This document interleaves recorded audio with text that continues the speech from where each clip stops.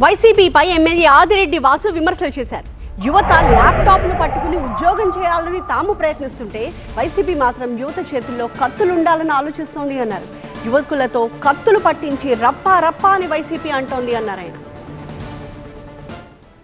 విశాఖపట్నంలోని IT hub, Google artificial intelligence data centre, international subsea gateway project, ఇలాంటి అనేకమైన పెట్టుబడులు రాష్ట్రానికి తీసుకొచ్చి అమరావతిని ఏదైతే మన రాజధాని నిర్మాణం చేసుకుంటూ మన గౌరవాన్ని కాపాడుకుంటూ ముందుకెళ్తూ ఈ రాష్ట్రంలో యువత అందరికీ కూడా ఉద్యోగ అవకాశాలు కల్పించాలి.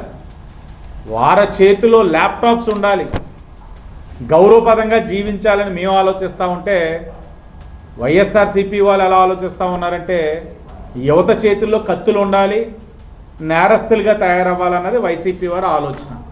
మేమేమో చేతుల్లో ల్యాప్టాప్లు ఉండాలి, ఉద్యోగాలు చేసుకోవాలి, కుటుంబం గర్వపడే విధంగా యువత ఉండాలని మేము ఆలోచిస్తూ ఉంటే వాళ్ళు కత్తిలు పెట్టి రప్ప రప్ప అని వైసీపీ వాళ్ళు ఒక ఆలోచన విధానం ఆ విధంగా ఉంది.